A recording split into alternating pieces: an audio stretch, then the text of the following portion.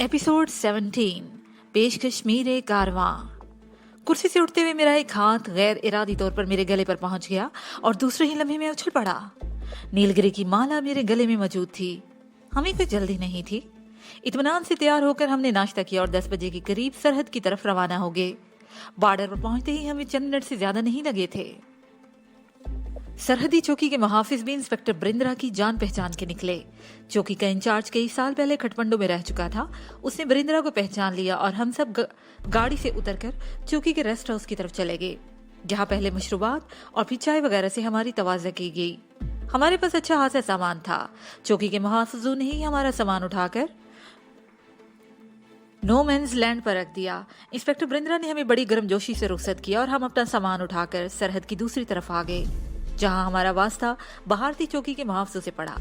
हमारे सामान में अगरचे कोई ऐसी चीज नहीं थी जो कानून की जद में आती हो, लेकिन भारतीय चौकी पर इमिग्रेशन और कस्टमर्स के एहलकारों का रवैया मुख्तलिफ था। तकरीबन 1.5 घंटे में हम उनसे जान छुड़ा सके थे।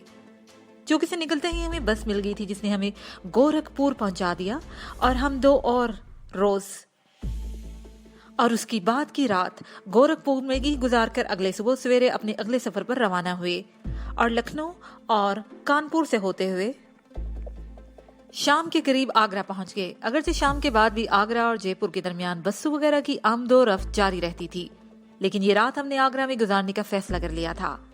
धन्नू के लिए ये सफर हासा दिलचस्प साबित हो रहा था। उसने बड़ी बड़ी इमारतें सिर्फ खटमंडू में ही देखी थी, लेकिन यहाँ बड़े शहरों के बीच सफर करते हुए फलक बोस इमारतें देखकर उसकी आंखें हैरत से फटी जा रही थी। उसके लिए सबसे हैरत अंगेज चीज ट्रेन थी। नेपाल में तो ट्रेन का तस्वर ही नहीं था। गोरखपुर से लखनऊ तक हमने ट्रेन ही में सफर किया था और उससे आगे आगरा तक का फासला बसों में तय हुआ था, क्योंकि ट्रेनों की आमदोरफ्त के औकात मुकर्रर थे और किसी भी वक्त हमें मिल सकती थी। आइंदा रोज हम आगरा से दिल्ली पहुंच गए। रात दिल्ली में गुजारने के बाद दूसरी सुबह हम जयपुर जाने वाले पिंक सिटी एक्सप्रेस में सवार हो गए। मज़कूरा ट्रेन जयपुर और दिल्ली के दरमियान चलती थी और 270 किलोमीटर का ये फासला 5 घंटे में तय करती थी। प्लेटफॉर्म पर मौजूद एक कुल्ली ने हमारा सामान एक बोगी में पहुंचा दिया। वो 6 मुसाफिरों का कंपार्टमेंट था। 2 मुसाफिर वहां पहले से मौजूद थे। एक उदेड़ उम्र आदमी जिसे धोबी और कुर्ता पहन रखा था। उसके साथ ही एक जवान लड़की थी जिसने शोहरंगू वाला राजस्थानी लिबास पहन रखा था। उसके सर पर चुनरी थी, लेकिन उसका चेहरा नजर आ रहा था। बूढ़े ने उसके पहलू में कोहनी से टहोका मारा तो उसे जल्दी से घूंघट निकाल लिया और खिड़की की तरफ सिमट कर बैठ गई। बूढ़ा भी सड़क क्रॉस करके सरक कर उसके साथ जुड़कर बैठ गया। मैं दिल ही दिल में मुस्कुराए बगैर नहीं रह सका था। मुझे समझने में देर नहीं लगी थी कि ये जवान लड़की उस बूढ़े की बीवी थी। ये महज इत्तेफाक था कि मैं दूसरी सीट पर खिड़की के करीब बैठ गया और इस तरह वो लड़की मेरे सामने थी। बूढ़ा अपनी सीट पर बार बार बेचैनी से पहलू बदल रहा था और लड़की को बार बार कोहनियां मार रहा था। मैं उसकी बेचैनी की वजह समझ गया था और इस सीट से उठकर दूसरी सीट पर चला गया। खिड़की वाली सीट पर मैंने धन्नू को बैठा दिया था। वो दोनों भी जयपुर ही जा रहे थे। मैंने रास्ते में बूढ़े से दोस्ती कर ली। उसकी बातों से पता चला कि ये लड़की उसकी तीसरी बीवी है। 2 बीवियों का वो अपने हाथों से कर्म आखिरी रसूमात कर चुका है और ये तीसरी शादी उसने 2 महीने पहले ही की थी। वो मथुरा में अपनी बीवी को उसके मेके वालों से मिलवाने के लिए लेके जा रहा था। उसका प्रोग्राम 1 हफ्ता वहां रहने का था और उसे बीवी को अपने साथ ही लेकर वापस जाना था। इस बूढ़े की सेहत को देखकर लगता था कि ये लड़की विधवा नहीं होगी, बल्कि ये बूढ़ा ही अपनी तीसरी बीवी को चिता देकर अपने ही हाथों से आग लगाएगा। ट्रेन जयपुर पहुंच चुकी थी। ट्रेन रुकते ही प्लेटफॉर्म पर अफरा तफरी सी मच गई। बहुत सारे लोग अपने दोस्तों और अजीजों को लेने के लिए आए हुए थे। बूढ़े और उसकी नई नवेली दुल्हन के इस्तकबाल के लिए वहां कोई भी नहीं था। मैंने रूपमती या ठाकर बानोद को अपनी आमद की इत्तला नहीं दी थी, बल्कि हकीकत यह थी कि बहुत अरसे से मेरा उनसे फोन पर भी कोई राब्ता नहीं हुआ था। गोरखपुर पहुंचने के बाद पहले तो मैंने सोचा कि फोन पर ही नहीं इत्तला दे दूं, फिर ये इरादा मुलतवी कर दिया। मैं अचानक उनके सामने जाकर उन्हें सरप्राइज देना चाहता था। शोभा का ख्याल था कि उसके मकान पर चला जाए, लेकिन मैंने इससे उसकी मुखालफत की, क्योंकि उसका मकान कम से कम 6 महीनों से बंद पड़ा था। वहां तो अब मकड़ियों ने जाले तान रखे होंगे। रूपमती के यहाँ चलते हैं, इस वक्त वो घर पर ही होगी। ठाकुर को भी हम वही बुला लेंगे, मैंने कहा, और स्टेशन से बाहर आकर हमने एक टैक्सी पर अपना सामान लदवा दिया। मैंने ड्राइवर को रूपमती की हवेली का पता बता दिया और आगे पैसेंजर सीट पर बैठ गया। धनु और शोभा पिछली सीट पर बैठ चुकी थी। हवेली के गेट के सामने टैक्सी रुकी तो इस वक्त गेट का जहली दरवाजा भी खुला। वो मुंदरी थी जो बाहर निकलकर उलझी नजरों से टैक्सी पर लदे हुए सामान और पिछली सीट पर बैठी हुई शोभा और धन्नू को देख रही थी। मुझ पर अभी तक उसकी नजर ही नहीं पड़ी थी। मैं दरवाजा खोलकर नीचे उतरा तो मुझे देखते ही मुंदरी का मुंह इस तरह खुले का खुला रह गया जैसे उसने कोई अजूबा देख लिया हो। फिर दूसरे ही लम्हे वो चीखती हुई अंदर की तरफ दौड़ गई। मैं दरवाजे के अंदर कदम रख चुका था। लॉन में कुर्सी पर चंद लोग बैठे हुए थे। चाय का दौर चल रहा था। मुंदरी को चीखते पाकर वो सब मुड़कर गेट की तरफ देखने लगे। एक औरत झटके से कुर्सी से उठी। उसे शानदार साड़ी पहन रखी थी। वो एक हाथ से साड़ी का पल्लू संभालते हुए दौड़ती हुई मेरी तरफ लपकी और वालहाना अंदाज से मुझसे लिपट गई। वो रूपमती थी। रूपमती का जोश काबिले दीद था। वो बार बार मेरा मुंह चूम रही थी। लान में बैठे हुए दूसरे लोग भी उठकर हमारी तरफ आ गए। उन सब के चेहरे मेरे लिए कम से कम अजनबी थे। रूपमती ने धन्नू और शोभा का इस्तकबाल भी बड़े ही पुरजोश अंदाज में किया था। 2 मुलाजिम भी भागते हुए हमारी तरफ आए। उनमें से एक शंकर था जो ठाकर की टीले वाली हवेली में हमारी खिदमत पर मामूर था। उसे यहाँ देखकर मुझे बहुत हैरानगी सी हुई, लेकिन जब मैंने दोबारा रूपमती की तरफ देखा तो सारी बात मेरी समझ में आ गई। उसकी मांग में सिंदूर भरा हुआ था। मैं तुम्हारे इस फैसले से बहुत खुश हुआ हूँ। ठाकुर कहाँ है? मैंने उसकी तरफ देख के मुस्कुराते हुए कहा, मैं अभी फोन करती हूँ, वो भागता हुआ आएगा। रूपमती ने भी मुस्कुराते हुए जवाब दिया। फिर इधर उधर देखते हुए बोली, बमला कहाँ है? बमला? मेरे मुंह से गहरा सांस निकल गया। मैं जानता था कि बमला को मेरे साथ ना देखकर ये सवाल जरूर किया जाएगा। मुझे अफसोस है रूपमती, मैं बमला की हिफाजत नहीं कर सका। ओह, रूपमती के मुंह से बेइख्तियार निकला। उसका चेहरा लटक गया। वो अपने आप को संभालते हुए बोली, तुम लोग अंदर तो आओ। मैं भी कितनी बेवकूफ हूँ कि सबको यहीं रोक रखा है। शंकर सामान उतारो और टैक्सी वाले को फारिग कर दो। उसे आरे अल्फाज शंकर से मुहातिब होकर कहे थे। और दूसरा मुलाजिम जसवंत था। इन दोनों ने मिलकर सारा सामान उतार लिया और टैक्सी वाले को किराया भी जसवंत ने ही अदा कर दिया था। हम लोग लान में आकर बैठ गए। मेरे दोस्तों, रूपमती अपने मेहमानों को मुहातिब करते हुए बोली, मैं आप हजरात से एक ऐसी हस्ती का तारुफ कराना चाहती हूँ जिसका तस्करा हम थोड़ी ही देर पहले कर रहे थे। मुझे और ठाकर को एक दूसरे से करीब लाने वाले और एक दूसरे से मिलाने वाले जिस हस्ती का बहुत बड़ा दहल है, तो उनसे मिलिए। ये हैं हिम्मत सिंह, मेरे मोहसिन और मेरे महान दोस्त। सब लोग हैरत से मेरी तरफ देखने लगे। उनमें 3 औरतें और 4 मर्द थे। सबसे पहले हाथ उठाकर प्रणाम मैंने सबको किया और फिर गर्मजोशी से हाथ मिलाया। एक खातून तो मेरे चरण छूने को झुक गई थी। हम वही कुर्सी पर बैठ के मैंने शोभा और धन्नू का तारुफ भी कराया तो मैंने नोट किया कि इस दौरान सब लोग बड़ी ही गहरी नजरों से धन्नू की तरफ देख रहे थे। बाकी बातें तो फिलहाल बाद में होंगी। रूपमती मेरी तरफ देखते हुए बोली, फिलहाल सिर्फ ये बताओ कि कहाँ से आ रहे हो और तुमने अपने आने की इतला क्यों नहीं दी? अगर इतला दे देता तो मुलाकात में तब मजा ना आता।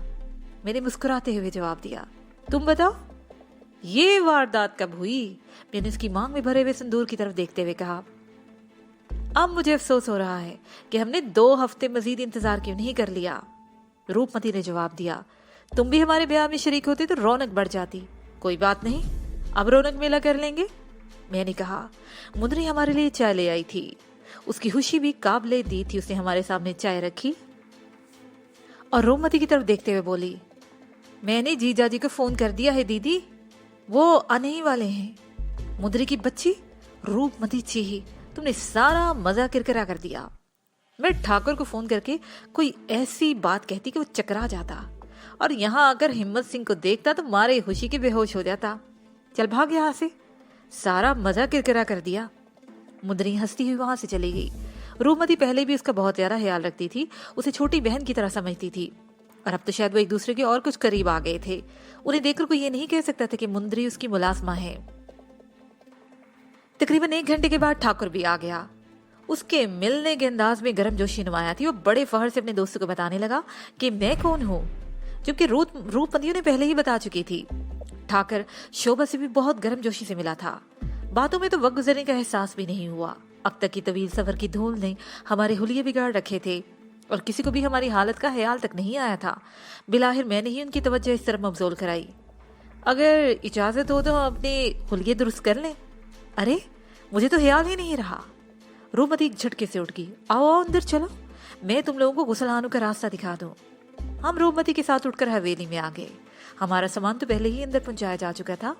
शोभा और धनु ने अपने अपने बैग खोले और अपने बैग से कपड़े निकालकर एक कमरे में घुस गए। तकरीबन पौन घंटे के बाद हम सब तैयार होकर बाहर निकले। रूपमती और ठाकर इस वक्त भी लान में बैठे हुए थे। उनके मेहमान जा चुके थे। ठाकर उठकर मुझसे लिपट गया। 1 घंटा पहले की मुलाकात से शायद उसकी तसल्ली नहीं हुई थी। थोड़ी देर बाद शोभा और धनु भी आ गई। उन दोनों ने साड़ियां पहन रखी थी। धनु सडोल जिस्म की और दराज कामत की मालिक थी।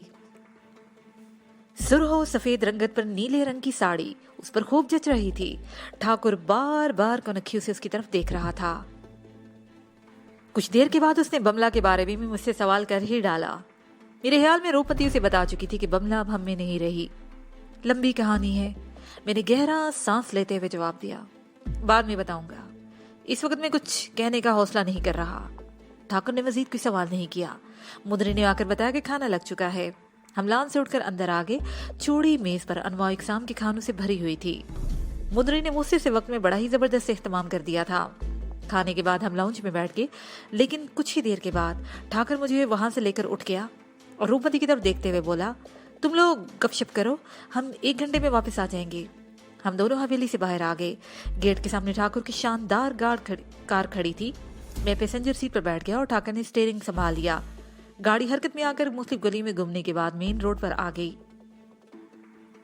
मैं बहुत अरसे बाद जयपुर आया था। वही कूचे, वही बाजार, वही रौनक थी, वही कुशादा सड़कें और उन सड़कों पर वही गहमा गहमी थी। कुछ भी तो नहीं बदला था, मगर मुझे तो सब कुछ नया नया लग रहा था। कार मुख्तलिफ सड़कों पर घूमती हुई IM रोड पर आकर एक खूबसूरत 2 मंजिला बिल्डिंग के सामने रुक गई। ग्राउंड फ्लोर पर वही काफी हाउस था जहां सोनिया से मेरी पहली मुलाकात हुई थी। ये शोभा वाला काफी हाउस था। मैंने कार से उतरते हुए उस बिल्डिंग की तरफ देखा। नया रंग रोगन किया हुआ था और ऊपर की मंजिल में भी कुछ तब्दीली हुई थी। सामने की रुख पर जहाजी साइज के टिंटेड गिलास लगे हुए थे। इस शीशे की खसूसियत ये थी कि इसमें से सिर्फ एक तरफ देखा जा सकता था। हम अंदर आ गए।